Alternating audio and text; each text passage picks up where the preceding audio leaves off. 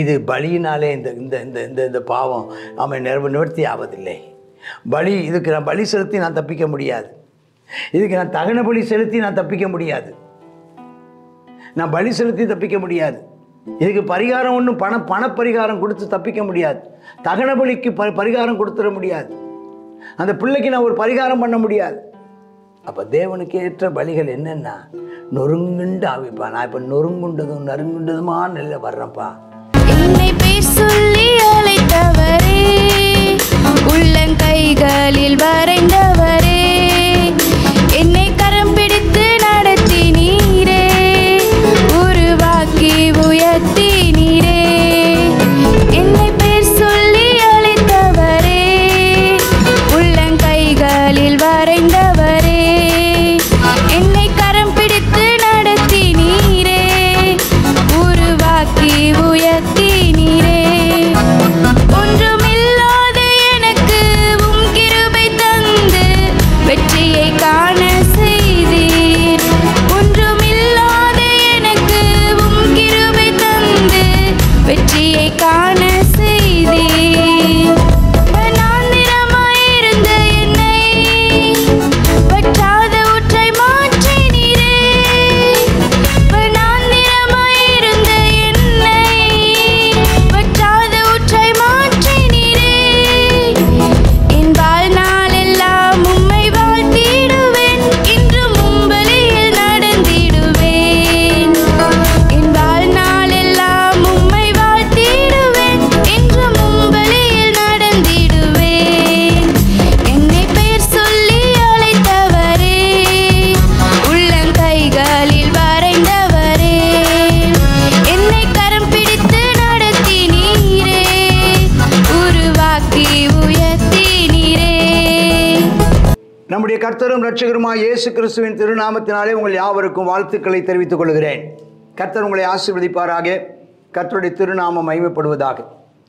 சங்கீதம் 51 நான் கற்றதும் நான் பெற்றதும் என்ற தலைப்பிலே நான் தொடர்ந்து ஆதியாகமத்திலிருந்து நான் பேசிக்கொண்டு வருகிறேன். இன்னைக்கு 51வது சங்கீதம். பத்சேபாளிடத்தில் தாவீது பாவத்துக்குட்பட்ட பின்பு நாத்தான் தீர்க்கதரிசி அவனிடத்தில் வந்து அவன் பாவத்தை உணர்த்தின போது பாடி ராகத்தலைவனுக்கு ஒப்புவிக்கப்பட்ட தாவீதின் சங்கீதம். இந்த சம்பவம் நம்ம எங்கே இருக்கு? பத்சேபாளிடத்தில் நடந்த பாவம் விளைவு. இது 2 சாமுவேலின் புஸ்தகம் 12வது அதிகாரம் 1 முதல் 14 வசனங்களில் இதை பற்றி விளக்கத்தை நாம் அங்கே பார்க்குறோம். என்ன நடந்தது? ராஜாக்கள் யுத்தம் பண்ண போகிற காலகட்டத்தில் எல்லாரும் அவன் தன்னுடைய வீரர்களையும் தளபதிகளையும் யுத்தத்துக்கு அனுப்பிவிட்டு அவனோ அரண்மனையில் இருந்துட்டான். அப்போ அரண்மனையில் இருந்தபோது அன்றைக்கு அவன் தன்னுடைய மேல் மாடியிலே உலாவி கொண்டிருந்த போது அது காலை நேரமாக மாலை நேரமாக நமக்கு தெரில. அப்போ நடந்துகிட்டு இருந்தபோது பக்கத்தில் இருக்கிறதான ஒரு வீரனுடையதான மனைவி பத்சேபாள் என்பவளுடைய பார்த்து அவளோடு கூட அவளை வரவழைத்து அவளோடு கூட அவன் பாவம் செய்து நடந்து முடிஞ்சிடுச்சு. அதற்கப்புறம் அவன் என்ன செய்தான்? அதை மறைக்கிறதுக்காக அவனுடைய அந்த பத்சேபாளுடையதான புருஷனுடைய பேர் உரியா. அந்த உரியாவை அவன் என்ன செய்கிறான்? அவனையும் இராணுவ அந்த படை தளத்தில் இருந்து அவனை அனுப்பி கீழே இங்கே வர சொல்லி அவனை வீட்டுக்கு போக சொல்லி அவன் மூலமாக ஏதோ நடந்து மறிஞ்சது மாதிரி காமிச்சு கொள்ளலாம் என்று சொல்லி அவன் கூப்பிடுகிறான். அவன் ஒரு உண்மையுள்ளவனாகவும் அவன் அவன் அவன் வீட்டுக்கு போக மாட்டேங்கிற உறுதியாக இருந்ததுனால வேறு வழி இல்லாமல் ஒரு கடிதத்தை அவன் கையிலேயே கொடுத்து விட்டு யோவாப் மூலமாக அவன் யுத்தத்தில் இறந்தது போல அவனை கொன்று போட்டு விட்டான். இவைகளுக்கு பிற்பாடு நாத்தான் என்றதான தீர்க்கதரிசி அந்த நாத்தான் தீர்க்கதரிசி இவனுடைய பாவத்தை உணர்த்துகிறான். அவன் அந்த பாவத்தை உணர்த்தின போது தான் அந்த பாவத்தினுடையதான அகோரத்தை அவன் உணர்கிறான். சில நேரங்களில் நாம் சில காரியத்தை செய்து விடுகிறோம், அது பாவம். அந்த செய்துவிட்ட பிற்பாடு என்னென்னவோ நடந்து முடிந்து விடுகிறது. நமக்கு அதனுடைய தாக்கமும் அதனால் தேவனுடைய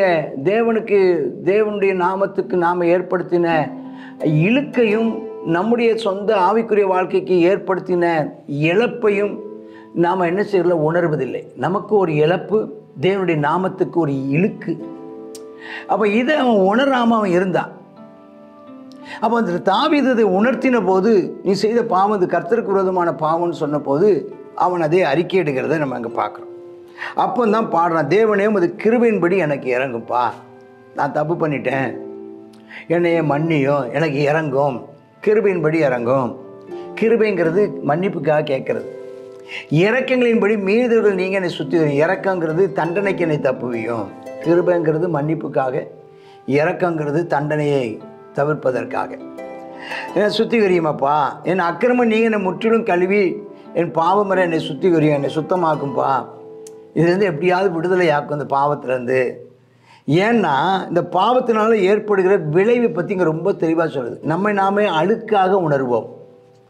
நமக்கு நாமே நம்முடையதான மனசாட்சியில் ஒரு ஒரு ஒரு சலனம் ஏற்பட்டு விடுகிறது. மனசாட்சியில் ஒரு டிஸ்டர்பன்ஸ், ஒரு அசௌகரியம் நம்முடைய மனசாட்சியில் வந்துவிடும். அடுத்தது நமக்குள்ளேயே நம்முடைய மனசாட்சியை நம்மளை குற்றப்படுத்த ஆரம்பிக்கிறது. அப்போ மீறுதல்களை நான் அறிந்திருக்கிறேன், என் பாவம் எனக்கு முன்பதாக நிற்கிறது. எப்போவுமே தப்பு செஞ்சிட்டோன்னா அது பாவம்னு நம்மளுக்கு ஒருத்தர் உணர்த்திட்டாங்கன்னா அதுக்கப்புறம் அது நம்ம கண்ணை விட்டு போகவே போகாது. அது திரும்ப திரும்ப திரும்ப திரும்ப அந்த காட்சி நம்முடைய மனத்திரையில் பதிந்து விடும். அவ்வளோ பெரிய மனசாட்சியில் ஒரு அசௌகரியம் ஏற்படும், ஆறுதல் இல்லாமல் போயிடும், ஒரு தத்தளிப்பு ஏற்பட்டுரும் மனசாட்சியை நம்மளை குற்றப்படுத்த ஆரம்பிக்கும். நம்முடையதான மனசில் மனத்திரையில் அந்த பாவம் சம்பவம் அது ஒரு பெரிய ஒரு வடுவாக பதிஞ்சிடும்.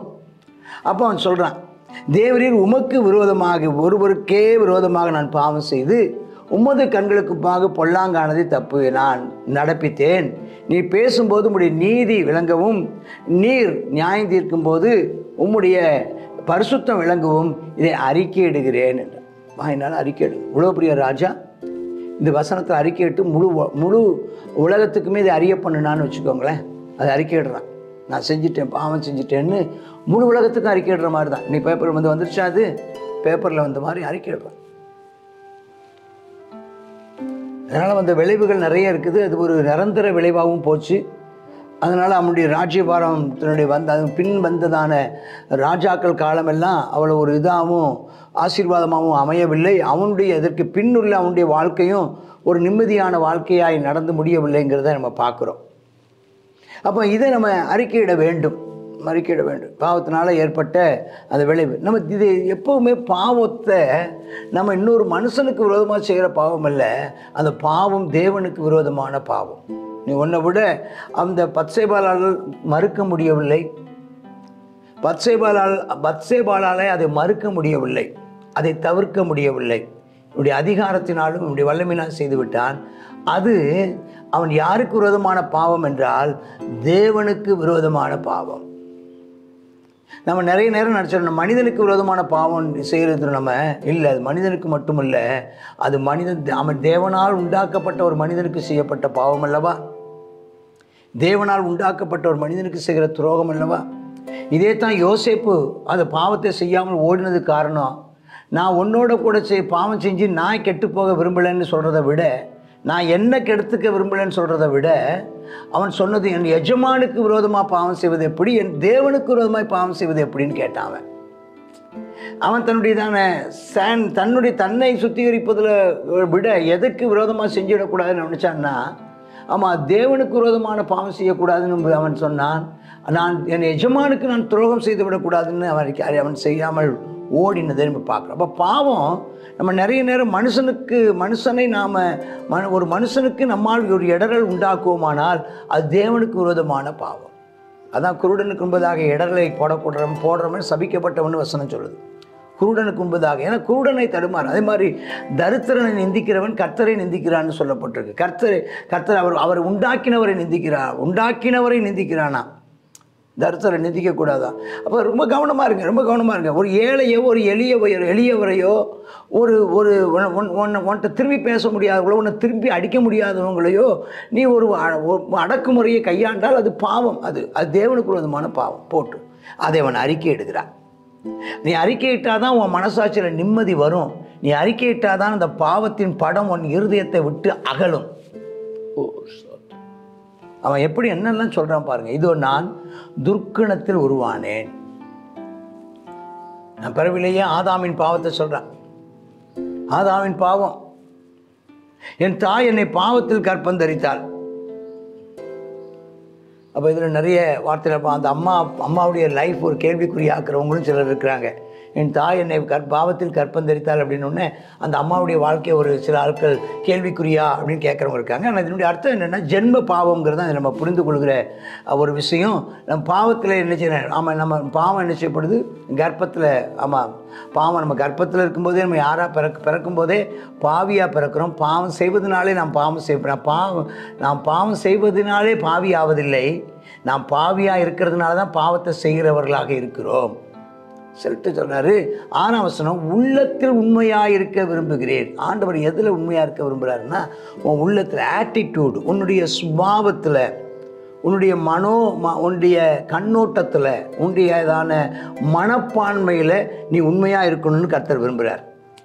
ஏன் ஒரு காரியத்தை செய்யாமல் இருக்கிறீங்க அப்படிங்கிறது, ஏன் ஒரு காரியத்தை செய்யாமல் இருக்கிறீங்க, ஏன் இந்த நீ குடிக்காமல் இருக்கிற, குடித்தா எனக்கு அல்சர் வரும் அதனால் குடிக்காமல் இருக்கிற அப்படியா, அல்லது அது ஒரு பாவங்கிறதுனால குடிக்காமல் இருக்கிறாயா? ஸ்தோத்திரம். நான் அபச்சாரம் நான் செய்வதில்லை, ஏன்னா எய்ட்ஸ் எனக்கு வந்துடுமோன்னு பயமாக இருக்குது. எய்ட்ஸுக்கு பயந்து அபச்சாரம் செய்யாது இருக்கிறாயா? கர்த்தருக்கு பயந்து அது தேவனுக்கு விரோதமான பாவம் என்பதனாலே விலகி இருக்கிறாயா? நீ நீ நீ அதாவது நான் போலீஸ்னால நான் பிடிக்கப்பட்டு விடுவேன் என்பதற்காக நீ திருடாமல் இருக்கிறாயா? திருடினால் அடி வாங்குவாய்ங்கிறதுக்காக திருடாமல் இருக்கிறாயா? அல்லது உன்னுடைய மனப்பான்மையிலேயே, உன் மனசாட்சியிலேயே, உன்னுடையதான சுபாவமே திருட மாட்டேங்கிற முடிவில் இருக்கிறாயா? அது தேவனுக்கு விரோதமான பாவம், அது தேவனுடைய கட்டளைகளால் சொல்லப்பட்ட ஒன்று. நான் தேவ கட்டளை மீற மாட்டேன் என்று இருக்கிறாயா? மனப்பான்மையை பொறுத்து இருக்குது. செயல்பாட்டை வைத்து ஒரு ஆளை நீங்கள் தீர்மானிப்பதில்லை. ஒருவன் செய்கிற செயலை வைத்து கர்த்தர் தீர்மானிப்பதில்லை. ஒன்றை செய்யாதிருப்பதை வைத்து கர்த்தர் தீர்மானிப்பதில்லை. ஆண்டவர் தீர்மானிப்பதெல்லாம் கர்த்தருக்கு ஸ்தோத்திரம், உன்னுடைய மனப்பான்மை எப்படி இருக்கிறது. அதனால தான் சொல்கிறார், கர்த்தாவே கர்த்தாவே நீ சொல்கிறத பற்றி அவர் தெரியும். கர்த்தாவே கர்த்தாவே நீ சொன்னாலும் எதுக்கு சொல்கிறேன்னு தெரியும். நீ தீர்க்க தரிசனம் உரைத்தாய், பிசாசுகளை துரத்தினாய், அற்புதங்களை நீ செய்தாய், வியாதிஸ்தரை சுகமாக்கினாய். அதுக்கப்புறம் நல்லா தான் பிரசங்கெல்லாம் பண்ணினேன். எதற்காக பண்ணினேங்கிறத தான் நம்ம வித்தியாசப்படுகிறோம். அவருடைய சித்தத்தை அறிந்து ஒரு சித்தத்தை நிறைவேற்றுவதற்கா அல்லது உன்னுடைய பிழைப்புக்கா? நம்முடையதான சுபாவங்களையும், நம்முடைய மனப்பான்மைகளையும், நம்முடைய கண்ணோட்டங்களை, பெர்ஸ்பெக்டிவ், நம்முடைய கண்ணோட்டங்களையும் நியாயந்திருக்க ஒருத்தர் இருக்கிறார்.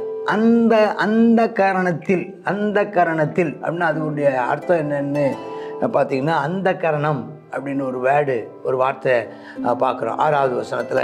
அந்த கரணம்ங்கிற வார்த்தை அதாவது நம்முடைய அந்தரங்கத்தில், நம்முடைய ரகசியத்தில், அல்லேலூயா, நம்முடைய ரகசியத்தில் நாம் தேவனுக்கு முன்பதாக உண்மையாய் இருக்க வேண்டும். நம்முடையதான அந்தரங்கத்தில் நாம் உண்மையாக இருக்க வேண்டும் என்பதை நம்ம பார்க்குறோம். இதை நீங்கள் பார்த்தீங்கன்னா நம்ம சங்கீதங்களின் புஸ்தகம் 50 வாசிங்கம்மா, அந்த 51ஆம் அதிகாரத்தில் சங்கீதம் 51ஆம் சங்கீதம் 6வது வசனம் என்ன சொல்லுது? 6வது வசனம், உள்ளத்திலே உண்மை இருக்க விரும்புகிறேன். அந்த கரணத்தில். அப்போ என்னென்னா, தேவனை நான் உண்மையும் நேர்மையும் உள்ளவனாகி விரும்பினார். உண்மையான ஞானத்தை என்னுள்ளே, எனக்கு உள்ளுக்குள்ளே என்னுடையதான ஆண்டவர் என்னுடைய உள்ளந்திரியங்களை ஆராய்ந்தறிந்திருக்கிறார். ஸோ இன்னர் பார்ட்ஸ், நம்முடைய உள்ளந்தரங்கமான, ஆங்கிலத்தில் சில வார்த்தைகளை சொல்ல, inner most being, truth in the inner most being. இந்த உண்மை எங்கே இருக்குன்னு ஆண்டவர் விரும்புகிறாருன்னா, மேலோட்டமான நம்முடைய இதில் அல்ல, நம்முடையதான அந்தகரணத்தில், அந்த உள்ளுக்குள்ள ஆண்டவர் நோக்கத்தையும் உள்நோக்கத்தையும் அறிந்திருக்கிறார். சில சொல்கிறாங்களே, உள்நோக்கத்தோடு ஒன்று அவன் செஞ்சுருக்கிறான். ஐயா, ஒரு ஹிடன் அஜெண்டா, அந்த ஹிடன் அஜெண்டா உண்மையாக இருக்கட்டும். நீ மறைந்திருக்கிற அந்த அந்த நோக்கம், நம்முடைய உள்ளான நோக்கம், நம்முடைய உண்மையான நோக்கம், இன்னர் செல்ஃபில் நம்ம நேர்மையாக இருக்கணும்னு கர்த்தர் விரும்புகிறாரு. அதான் அந்த கரணம்னா அந்த உண்மையான அந்த உள்நோக்கம்னு ஒன்று இருக்குது, உள்நோக்கம்னு இருக்குது. நம்ம வெளியே சொல்கிற நோக்கம் ஒன்று, அந்த நோக்கத்துக்குள்ளே ஒரு உள்நோக்கம் இருக்குது. சில சொல்கிறாங்கல்ல, அவங்க நல்ல திட்டங்கள்லாம் நல்ல திட்டம் தான் போட்டிருக்குறாங்க, நல்லா தான் பேசுகிறாரு, ஆனால் நோக்கம்தான் சரியில்லை. பேச்சுலெல்லாம் நல்லபடியாக பேசுகிற மாதிரி பேசுகிறாரு, அவர் செயல்பாடுகள்லாம் நல்லா தான் இருக்கிற மாதிரி இருக்குது, ஆனால் நோக்கம் வந்து சரி. ஆண்டவர் அதைத்தான் சொல்கிறார், அந்த ஞானத்தை ஆண்டவர் அங்கே தெரியப்படுத்துவார், நீங்கள் சரியாக இருக்கதச்சு அப்படி சொல்லிட்டு 7ஆம் வசனம் சொல்கிறாரு, ஈசோப்பினால் என்னை சுத்திகரி ஆண்டவரே, பலிகளினாலே என்னை சுத்திகரியும் அப்படிங்கிறார். நான் சுத்தமாகப்பா, என்னை கழுவி அருணுமப்பா, நான் உறைந்த மலையில் வெண்மையாவேன் ஆண்டு, என்னை கழுவுமப்பா. இன்றைக்கி நமக்கு ஈசோப்பல்ல, இன்றைக்கி இயேசு கிறிஸ்துவின் ரத்தம் நம்முடைய பாவங்களை மன்னி. அப்போ நமக்குள்ளே அப்போ தெரியுது, நம்ம அழுக்கு அப்படின்னு உணர்கிறோம். நம்மளே பார்த்து நம்ம அழுக்காக இருக்கிறேன் அப்படின்னு உணர ஆரம்பிக்கிறாங்க. அப்போ இப்போ வெளியே தலை காட்ட முடியலை, மற்றவங்க பார்க்க முடியலை, நமக்குள்ளே ஒரு வெக்கம், நம்ம ஐயோ இப்படி ஒரு தப்பு பண்ணிட்டோமே, இப்படி ஒரு இது செஞ்சிட்டோமே, இதோடு போனால் சூடுண்டு மனசாட்சியில் சூடுண்டூர்லாம் மாறிடுவோம். அப்போ அந்த பாவம் வந்து நம்மளை என்ன செய்யுதுன்னா, நம்மளை மற்றவங்களை விட நம்மளை மறைச்சிக்க தூண்டுது. ஆனால் எனக்கு சுத்திகரியும் ஆண்டவரே, எனக்கு தெரிஞ்சிருச்சு நான் பாவம் செஞ்சுட்டேன், எனக்கு சுத்திகரியும், நான் அழுக்காக இருக்கிறேன். அப்புறம் இப்போ சந்தோஷமும் போயிடுச்சு, மகிழ்ச்சியும் போயிடுச்சு, எலும்புகளெல்லாம் நொறுங்கி போன மாதிரி என்ன செஞ்சுது, ஒரு மனசில் ஒரு தொய்வுது. அப்போ எதுக்காக பாவம் செஞ்சான்? சந்தோஷத்துக்காக. எதுக்காக பாவம் செஞ்சான்? மகிழ்ச்சிக்காக. எதுக்காக பாவம் செஞ்சான்? தன்னுடைய சர்ரத்தினுடையதான அந்த இன்பத்தை, சர்ரத்தில் இன்பத்தை தூக்கணும்னு, அதை ருசி பார்க்கணும்னு செஞ்சான். ஆனால் நடந்தது என்ன? பாவம் செஞ்சு தப்பு செஞ்சு முடிஞ்ச உடனே இவன்கிட்ட இருந்த அந்த சந்தோஷம் போயிடுச்சு, மகிழ்ச்சி போயிடுச்சு. ஏன் சந்தோஷம் மகிழ்ச்சி? ஆவிக்குரிய சந்தோஷமும் போயிடுச்சு, ஆவிக்குரிய சந்தோஷமும் போயிடுச்சு. அவன் சோத்திரம் சர்வ பிரகாரமான மகிழ்ச்சியும் போயிடுச்சு. ஆவிக்குரிய பிரகாரமாகவும் உடம்புல சுகம், ஆவிக்குரிய பிரகாரமான ஆரோக்கியமும் போயிடுச்சு, சர்வ ஆரோக்கியமும் போயிடுச்சு. இப்போ கேட்குறேன், பாவங்களை பாராதபடி முகத்தை இப்போ தேவனுடைய முகமும் மறைஞ்சு போச்சு. ஜெபம் பண்ண முடியலை, ஜெபிக்க முடியல. ஜெபித்தா அல்லேலியா தோத்திரம் போட்டால் ஒன்றும் தேவனுடைய பிரசன்னத்தை காணோம். தேவனுடைய முகத்தை மறைஞ்சு போச்சு. அக்கிரமெல்லாம் நினைக்கிறேன். அப்போ தான் 10ஆம் வசனம் சொல்கிறேன், தேவனே சுத்த இதயத்தை சிருஷ்டிங்கப்பா, ஒரு நிலைவரமான ஒரு ஆவியம் உள்ளத்தில் புதுப்பீங்கப்பா, உங்கள் சமூகத்தை விட்டு தண்ணிடா. இப்போ என்ன ஆகி போச்சுங்க? இப்போ எனக்கு என்ன வேணும்னு கேட்குறாருன்னா, எனக்கு இப்போ அடிக்கடி நான் நிலையற்றவனாக இருக்கிறேன், ஒரு ஸ்டெடி மைண்டு இல்லாமல் இருக்கேன்ப்பா, என்னோடய ஸ்டெடி மைண்டு எனக்கு தாரும். பாவம் செஞ்சவனுக்குள்ள ஸ்டெடி மைண்டு இருக்காது, குடிகாரனுக்கு ஸ்டெடி மைண்டு இருக்காது. குடித்தா ஒரு பேச்சு, குடிக்காட்டா ஒரு பேச்சு, பிடிச்சா ஒரு பேச்சு, பிடிக்காட்ட ஒரு பேச்சு. நிலைவரமான ஆவி இல்லை, ஒரு சுத்த இருதயம் இல்லை. அதனால் வேணும்னு கேட்குறாரு. 2 வேணும், சுத்த இருதயம் வேணும், நிலைவரமான ஆவி எனக்கு வேணும். ஸ்தோத்திரம். அப்புறம் சொல்கிறேன், உங்கள் சமூகத்தை விட்டு என்னை தள்ளாதீங்க. இப்போ உங்கள் சமூகத்தை நான் என்ன செய்ய முடியல, அனுபவிக்க முடியல. என் மேலே ஊற்றப்பட்ட அந்த பரிசுத்தாவின் அபிஷேகம் என் மேலே இல்லை. இப்போ பாவம் செஞ்ச உடனே அபிஷேகத்தை ஆவியான உனக்குள்ளே துக்கப்படுகிறார். நெருக்கடி வந்துருச்சு. பாவத்தினுடைய விளைவுகள் நீ 1, 2ன்னு இப்படி கோடு போட்டே இருக்கலாம். என்னெல்லாம் இருக்குது? சர்வத்தில் சுகம் இல்லை, ஆத்மாவில் சுகம் இல்லை, ஆவியில் சுகம் இல்லை. ஸ்தோத்திரம். தேவ பிரசன்னத்தை பார்க்க முடியல, ஒரு நிலையான ஒரு ஸ்டாண்டர்டாக நிற்க முடியலை, மனசில் ஒரு தத்தளிப்பு வந்துருச்சு, ஒரு நிலைவரமான ஆவி இல்லை, மக்களோடு உள்ள உறவுலேயும் தொடர்புலேயும் ஆமாம் ஸ்தோத்திரம் அவனுக்குள்ள ஒரு வெக்கம் வர ஆரம்பிச்சிருச்சு. சந்தோஷத்தை இழந்துட்டான், மகிழ்ச்சி இழந்துட்டான், ஆரோக்கியத்தை இழந்துட்டான். இப்போ ஜெபம் பண்ணுறான், ரட்சண்யத்தின் சந்தோஷத்தை திரும்ப தாங்கப்பா. உற்சாகமான ஆவி. அப்போ என்ன அர்த்தம்? ஒரு மாதிரி ஒரு சோகமாக வந்து ஆரம்பிச்சிட்டான். சோகத்தை பார்க்குறான். உற்சாகமான ஆவிக்கு பதிலாக ஒரு சோர்வான ஆவி இவனுக்கு வந்துருச்சு. இதெல்லாம் நடக்கணும் ஆண்டவரே, இதெல்லாம் கேட்குறான், திரும்ப தாங்க, இதெல்லாம் நான் இழந்துட்டேன், இதெல்லாம் எனக்கு திரும்ப தாங்கப்பா, எனக்கு திரும்ப தாங்க, ருபா ஹபா ஷபா ரபா, எனக்கு இதெல்லாம் திரும்ப தாங்கப்பா, எனக்கு அந்த ஆரோக்கியத்தை திரும்ப தாங்க. என் ஆவியில் ஒரு ஆரோக்கியம் வேணும், ஆத்மாவில் ஒரு ஆரோக்கியம் வேணும், சர்வத்தில் ஒரு ஆரோக்கியம் வேணும், என்னுடைய மனசாட்சி எனக்கு சுத்தமாக இருக்கணும், எனக்கு ஒரு சுத்தமான இருதயத்தை தாரும், எனக்கு அவங்களுடைய முகத்தை எனக்கு மறைக்காதீங்க, உங்கள் பிரசன்னத்தை எனக்கு தாங்க, ரட்சிப்பின் சந்தோஷத்தை நான் இழந்துட்டேன், அதை எனக்கு திரும்ப தாங்க. ஒரு உற்சாகமான ஆவி எனக்கு இருந்துச்சு, அந்த உற்சாகத்தை நான் இழந்துட்டேன். உற்சாகமாக இருப்பேன் நான் எப்பவும், அது இழந்துட்டேன், சோர்வாக இருக்குது. போதுப்பா, எனக்கு இது செஞ்சிங்கன்னா நம்ம பாதகருக்கிற அந்த என்ன மாதிரி தப்பு பண்ணுறவங்களுக்கெல்லாம் சொல்லிக் கொடுப்பேன். ஆண்டவரே, நீ செய்யாத பாவம் செய்யாத, பாவம் செஞ்சால் உனக்கு இந்த பாதிப்பு வரும்னு நான் சொல்லி உபதேசிப்பேன்ப்பா. அப்போ நான் சொல்லும்போது அப்படி ஏதாவது தப்பு செஞ்சு இந்த மாதிரி சோர்வாக அவர் ஜெபிக்கிறதுக்கு இஷ்டம் இல்லாமல், பைபிள் வாசிக்கிறதுக்கு இஷ்டம் இல்லாமல், சர்ச்சுக்கு போகிறதுக்கு இஷ்டம் இல்லாமல் அப்படியே சோர்வாக இருக்கிறவங்க, ஆராதனை குறித்து சொல்லும்போதும் ஆவிக்குரிய காரியங்களில் ஒரு அக்கறை இல்லாமல் இருக்கிறவங்களும், ஒரு ரட்சிப்பின் சந்தோஷத்தை இழந்து போனவங்களும், தங்களுடைய ஆவிலையும் ஆத்மாவிலையும் ஒரு ஆரோக்கியம் இல்லாமலும், ஒரு சந்தோஷம் இல்லாமலும், ஒரு மகிழ்ச்சி இல்லாமலும் இருக்கிறவங்க, அவங்களுக்கெல்லாம் நான் சொல்லி கொடுப்பேன்ப்பா. என்ன இப்போ மன்னியுங்க, என்ன நீங்கள் புதுப்பீங்க, என்ன நிறுத்துங்கப்பா. தேவனே என்னை ரட்சிக்கும் தேவனே, நான் ரத்தப்பழிக்கு என்னை நீங்களாக்கி விடுப்பா. நான் ரத்தப்பழி செஞ்சிட்டேன், நான் அந்த உரியாவை கொள்றதுக்கு காரணமாயிட்டேன், என்னை விடுமா ஆண்டவரே. இப்படி நீங்கள் என்னை விடுவிச்சிங்கன்னா, என்னை மன்னிச்சிட்டிங்கன்னா, நான் நீதியை நான் கம்பீரமாக பாடுவேன். இனி என்னை பாடுவேன். ஆண்டவரே 15ஆம் வசனம், என் உதடுகளை மறுபடியும் திறந்துடலாங்க. மறுபடிங்கிற வார்த்தை இல்லை, மறுபடியும் என் உதடுகளை திறந்துடலப்பா. என் வாயுடைய புகழை மறுபடியும் அறிவிக்கட்டுப்பா. இது பலியினாலே இந்த இந்த இந்த இந்த இந்த பாவம் அவன் நிவர்த்தி ஆவதில்லை. இதுக்கு நான் பலி செலுத்தி நான் தப்பிக்க முடியாது. இதுக்கு நான் தகன பலி செலுத்தி நான் தப்பிக்க முடியாது. நான் பலி செலுத்தி தப்பிக்க முடியாது. இதுக்கு பரிகாரம் ஒன்றும் பணப்பரிகாரம் கொடுத்து தப்பிக்க முடியாது. தகன பலிக்கு பரிகாரம் கொடுத்துட முடியாது. அந்த பிள்ளைக்கு நான் ஒரு பரிகாரம் பண்ண முடியாது. அப்போ தேவனுக்கு ஏற்ற பலிகள் என்னென்னா, நொறுங்குண்டு ஆவிப்பா. நான் இப்போ நறுங்குண்டதுமா நெல்ல வர்றேன்ப்பா, நீர் எனக்கு உதவி செய்ய ஆண்டவரே சொல்லிட்டு 18ஆம் வசனம் சொல்கிறாரு. என்னால் நான் இந்த தப்பு பண்ணினதுனால சியோனுக்கே இப்போ நன்மை இல்லாமல் போச்சு. என் ஊருக்கே, என்னுடைய நாட்டுக்கே இப்போ வேலை தோல்வி. என் நாட்டுக்கு ஒரு தலைவனின் தோல்வி, ஒரு நாட்டின் தோல்வி. நான் செஞ்ச பாவம் என்னோட போகலை, ஆமாம் சியோனுக்கே பிரச்சனை ஆகிப்போச்சு. மறுபடியும் நன்மை செய்யுங்கப்பா. மதில்களை கட்டு, ஏன்னா மதிலும் உடைஞ்சு போச்சு. சியோன் மேலேயும் ஆண்டவர் கோபம். அந்த தலைவன் செஞ்ச பாவத்தினால ஜனங்கள் மேலே ஆண்டவர், அந்த நாட்டின் மேலேயே ஆண்டவருக்கு பிரியமில்லை. நன்மை குறைஞ்சி போச்சு. எருசலேமின் மதில்களை கட்டுங்கப்பா, அது உடைஞ்சு போச்சுப்பா. மறுபடி கட்ட எனக்கு உதவிச்சிங்க ஆண்டவரே அப்படி சொல்லிட்டு சொல்கிறாரு. இதனை செய்தி நான் மறுபடியும் நான் தகன பலியும் சர்வாங்க தகன பலியும் நீதியின் பள்ளி. அப்போ என்ன பலின்னா நீதியின் பலி. நீ ஆராதனை பண்ணணும், ஆராதனை ஏற்றுக்கொள்ளப்படணும்னா நீ ஒரு சுத்த இருதயத்தோட கர்த்தரை ஆராதிக்கணும். நீ தேவனை ஆராதிக்கணும்னா ஸ்தோத்திரம், பாவம் மன்னிக்கப்பட்ட இருதயத்திலிருந்து ஜெபிக்கணும். அபிஷேகத்தோட கர்த்தரை துதிக்கணும். ரட்சிப்பின் சந்தோஷத்தோடு கூட கர்த்தரை மகிமைப்படுத்தணும். அப்போ உண்டியதான பலிகள் ஏறெடுக்கப்படும். அப்போ உடைய காணிக்கை அங்கீகரிக்கப்படும். இதைத்தான் ஆண்டவர் சொன்னார். உடைய சகோதரனோடு கூட ஒரு பிரச்சனை இருந்துச்சுன்னா நீ காணிக்கை செலுத்தாதான், காணிக்கை ஏற்றுக்க மாட்டார் ஆண்டவர்.